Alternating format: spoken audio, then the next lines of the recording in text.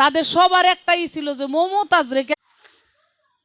হ্যাঁ, একেবারে সঠিক কথা বলছেন মমজা বাবা।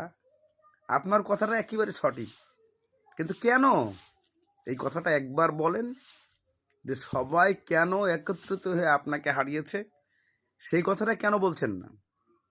আপনি যে এলাকার কোনো কাজ করেন নাই তার প্রমাণ আপনি দেখাচ্ছেন না কেন?